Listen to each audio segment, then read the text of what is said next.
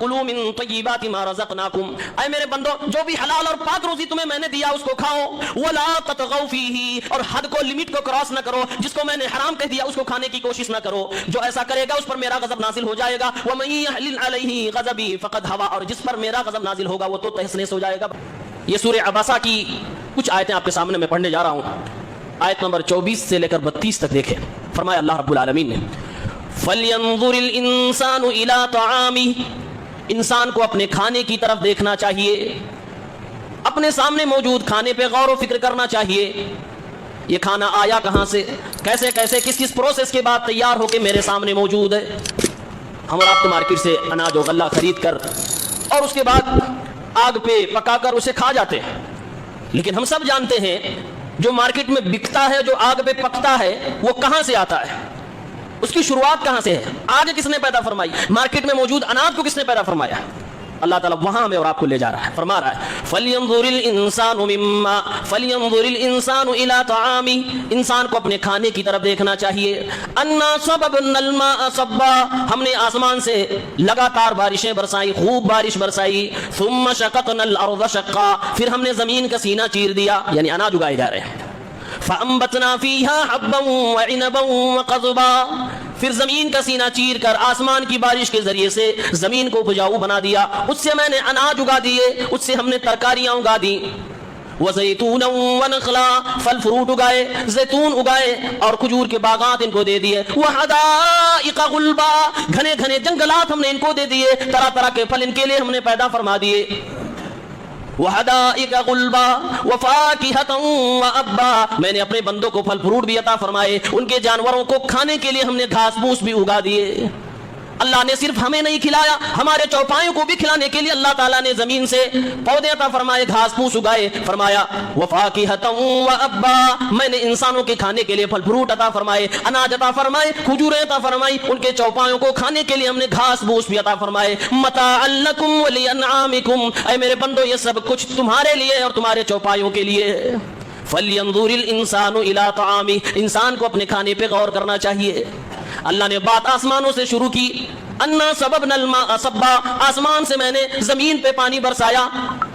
اللہ تعالیٰ سبق دے رہا ہے، دنیا کے لوگوں تم آسمانوں والے رب کا انکار کرتے ہو، اسی آسمان سے بارش برسائی جا رہی ہے، زمین پر خدا کا، اللہ رب العالمین کا انکار کر رہے ہو اور تکبر کیے گھوم رہے ہو، پھر رہے ہو، اللہ کی عبادت کا انکار کر رہے ہو، اللہ کا وجود تسلیم کرنے کو تیار نہیں، اسی زمین کا سینہ چیر کر تمہارے لیے اناج پیدا فرمایا، جنگلات بھی اللہ کی وحدانیت کی دلیل، پھل فروٹ بھی، ہمارا کھانا بھی، ہمارے سارے کھانے کی چیزیں اور پینے کی چیزیں سب اللہ رب العالمین کی طرف دعوت دے رہے ہیں۔ قرآن کی آیت ہمیں اور آپ کو میسج دے رہی ہے کہ کھانوں پر غور کرو، ہم غور کرتے ہیں۔ فَلْيَنظُرِ الْإِنسَانُ إِلَىٰ طَعَامِهِ، انسان کو اپنے کھانے پر دیکھنا چاہیے، غور کرنا چاہیے، کہاں سے آیا، کیسے آیا، کتنی جتن کی، حلال ہے یا حرام ہے، کہاں سے ملا مجھے۔ اللہ یاد آتا ہے، اللہ کی عظمت دل میں بیٹھتی ہے، اللہ کی عبادت کی طرف دل بھاگتا ہے۔ آج ہمیں کھانوں کی قدر نہیں، شادی بیاہ کا سیزن ہے، طرح طرح کی پارٹیاں ہمارے گھروں میں ہوتی ہیں، طرح طرح کے فنکشن ہوتے ہیں، طرح طرح کی دعوتیں ہوتی ہیں، ان دعوتوں میں کتنے کھانے ضائع کر دیے جاتے ہیں ہم اور آپ اچھی طرح سے جانتے ہیں۔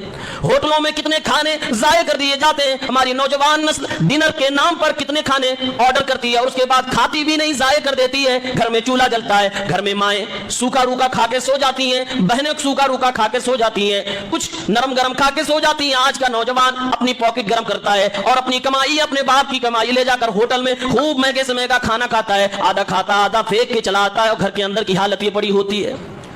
شادیوں کے پروگرام میں کھانے ضائع ہو رہے ہیں، ہوٹلوں میں ضائع ہو رہے ہیں، سفر میں ضائع ہو رہے ہیں، حضر میں ضائع ہو رہے ہیں، کیونکہ ہم نے اللہ کی سب سے بڑی نعمت کو سمجھا ہی نہیں، اس کا شکریہ ادا ہی نہیں کیا۔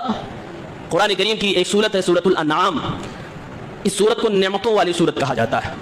اس سورت میں اللہ تعالیٰ نے اپنی بے شمار نعمتوں کا تذکرہ فرمایا ہے۔ آیت نمبر 141 میں اللہ نے ہمارے اور آپ کے کھانے سے متعلق کچھ چیزوں کا تذکرہ کیا اور اس کے بعد کہا کلوا من ثمرہ اذا اثمر، جب تمہارے باغات پھل فروٹ دینے لگے، جب پھل آ جائیں تو کھا لیا کرو، وآتوا حقہ یوم حصادہ، اور جب تمہارے کھیت سے اناج اگ جائے تو جس دن کاٹو اسی دن زکوٰۃ نکال دیا کرو، اسی دن اس کا حق ادا کر دیا کرو، ولا تسرفوا، اور فضول خرچی نہ کیا کرو، انہ لا يحب المسرفین، اللہ تعالیٰ فضول خرچی کرنے والوں کو پسند نہیں فرماتا ہے۔ جس دن کاٹو اسی دن اس کا حق ادا کر دو۔ کیوں آسمان سے بارش برسایا اللہ نے, زمین کا سینہ چیرا اللہ نے, ایک چھوٹے سے اناج سے اللہ نے تمہیں مالا مال کیا ہے. وہی اللہ فرماتا ہے کہ اگر تم نے اپنی محنت, اپنا مال اور اپنی ساری کوشش کے بعد پیدا کیا تو چلو 5% میرے راہ میں زکات دو, اور اگر میری طرف سے فری تمہیں مل گیا ہے تو 10% تم میری راہ میں زکات دو. اناج کے معاملے میں 5 اوسق اللہ کے نبی صلی اللہ علیہ وسلم نے نصاب بتایا ہے. لیس فیما دون 5 اوسق صدقہ. اگر کلو میں کنورٹ کریں تقریباً 7.5 کنٹل بنتا ہے. جس کے کھیت سے 7.5 کنٹل اناج پیدا ہو اور اس نے سینچائی کر کے اپنے پیسے لگا کر مزدوروں پہ خرچ کر کے اور باقی خرچے لگا کر پیدا کیے ہیں, تب بھی اس کو 5% اس میں سے زکات نکالنا ہے, یعنی 100 میں 5 کلو. لیکن نصاب کرائٹیریا کیا ہے کہ 7.5 کنٹل یا اس سے زیادہ ہو, تب یہ زکات فرض ہو جاتی ہے, نہیں نکالے گا انسان گنہگار ہوا. اللہ نے فرمایا کہ میں جو روزیاں دے رہا ہوں اسے ضائع نہ کرو, اور اس کی اگلی آیت میں اللہ نے فرمایا وَمِنَ الْأَنْعَامِ حَمُولَةً وَفَرْشًا.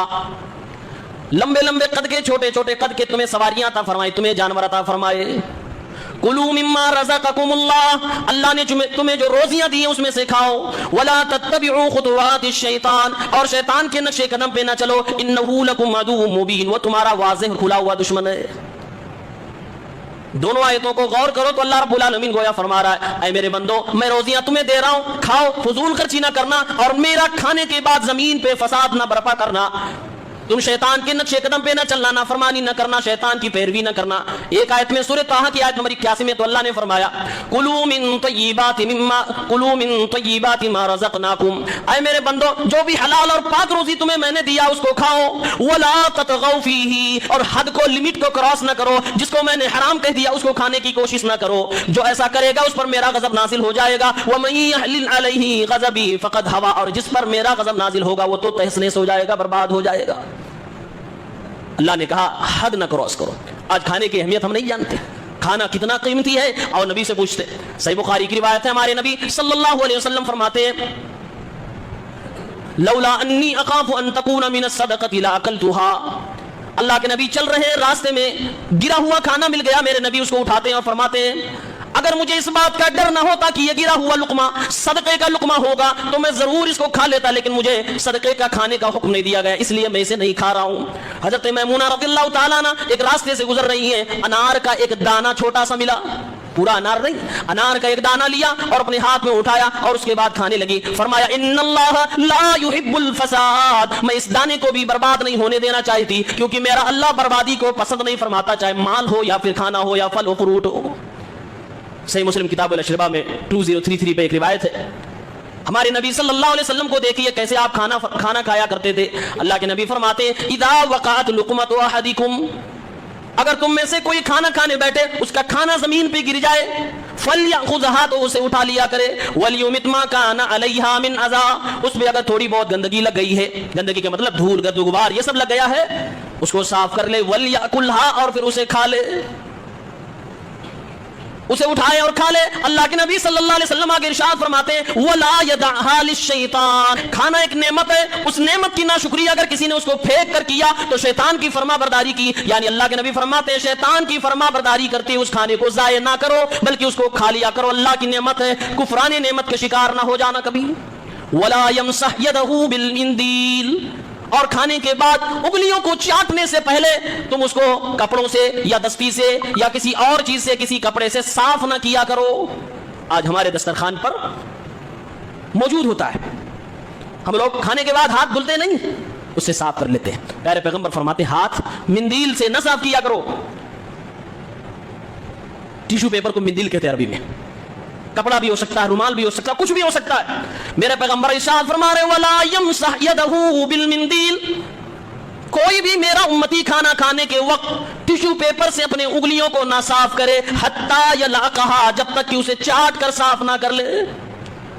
فإنه لا يدري في أي طعامه البركة. کیونکہ کسی انسان کو معلوم نہیں کہ کس اناج کے دانے میں اللہ نے برکت رکھی ہے.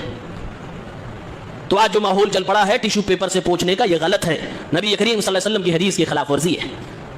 آپ نے فرمایا خود چاٹ لو, اگر خود نہیں چاٹ سکتے, صاف نہیں کر سکتے, یلعقھا, اپنی بیوی کو, اپنے بچوں کو, کسی کو چٹا دو, لیکن مندیل سے, ٹیشو پیپر سے نہ صاف کیا کرو. کیوں؟